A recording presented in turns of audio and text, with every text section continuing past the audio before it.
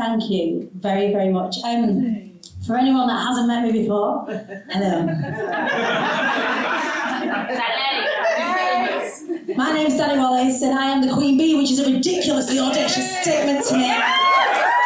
However, it is much less about me and much more about the people that I come across within the work that I do. So the work that I do now, in no small part, thanks to learning what I've learned from Lisa, is I'm an international celebrity public speaking coach. So I help people all over the world from lots of different backgrounds share their mission and their business message, particularly people from marginalised communities. And a little bit on my story, very, very quickly. You read more about it in the book, because I grew up on the council estate of Preston, and inherently things like domestic abuse, poor money mindset, poverty, and so on and so on. We're inherently addiction. We're inherently part of how I grew up, inherently part of our communities. If I look at my mum, my dad, my grandma, my granddad, aunties, uncles, cousins, the bar that was set for me in terms of how I thought about business or didn't think about business was really, really inherent. And that found me in a position whereby 12 years ago, I experienced domestic abuse, not just from growing up, but then into my intimate partner relationships, and was homeless with my two children at the age of,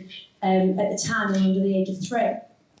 And I made a decision that either life was going to continue to happen to me or I was going to happen to life. And one of the things that I did is I started to look for people who were doing the thing in life that I wanted to do, people who were successful, people who were helping people, people who may have experienced adversity and still done okay. Anyway, there's this saying from the Bee movie, right? Everyone's seen the Bee movie, if anyone has.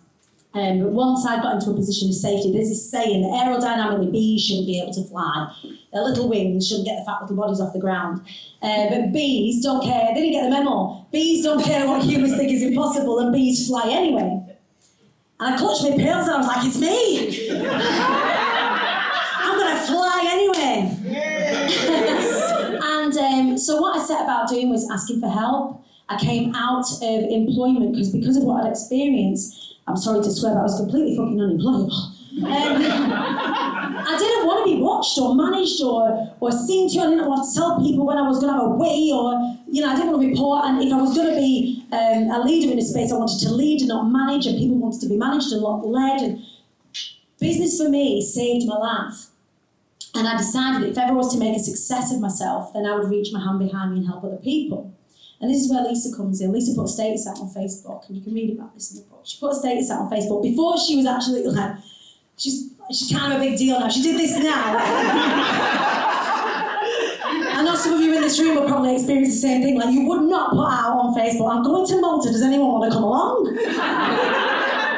And I had 300 quid in my pocket and not a clue, and I went, I'll tell you what, I've got 300 quid, if I can make a flight up and the rest is going to fall into place. And it was £69 on Ryanair to get to Malta when Lisa was over there. I was like, who is this person?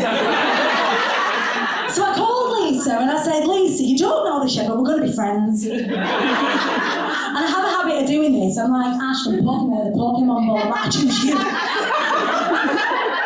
So Lisa humoured me, thank God. And I went over to Malta, and everyone was masterminding. I found myself in a position, 300 quid, well no it wasn't, it was minus £69, with these 6, 7, 8 figure earners that had gone on holiday with Lisa, and I'm sat there and they're all like masterminding and talking about money and business. God, don't get round to me, I ain't got a clue. And they got round to me, and I was like, girls, they were all ladies around the table, girls, I ain't got a fucking clue what I'm doing. And they sat up, and Lisa sat up, and she went, Dani, what can you sell? And I'm like, well, no, I'll buy it. No, what skills do you have? And I'm like, well, I'm a singer. I come out of work to be a singer. But I've been in corporate for 15 years and I'm dead good at talking. I don't know if you've noticed. I'm really good at speaking, but I can also teach people how to speak. She went, Dani, you've got a commodity. What is this? You've got an audience, because what I've done is started to go live and tell people about what I was excited about, and I started to build this audience, and this audience sat there. They were just following me because I was chatting bubbles online. She was like, you've got a community, that's a commodity. And she, literally on the back of a fag pack, it wasn't a fag pack, it was a napkin, it wasn't a fag pack, no one's spoken to help me. But she jotted me down a lunch, and I went back and I was like, I'm not going to let you down, because what she did was gave me some of her time and some of her knowledge, and that's really invaluable to me. And I went home and I set about over the next 3 months to create a launch for my public speaking coach, which is now my signature program called Be Heard, So You Want to Be a Speaker. And from £300 and hanging out with Lisa, that first launch went on to make £16,000, which for me was a life-changing sum of money, But then not only that, I just needed to know how. I wasn't not smart, I was clever, I was a clever stick. But what happened then was that I Am the Queen Bee movement was born. That business now turns over multiple six figures, but also that enabled me to buy the house that I'd always dreamed of, get out of the council estates. It was dangerous where I was living. We managed to buy a beautiful house. I mean, up in Preston, it's cheap, but it's nice.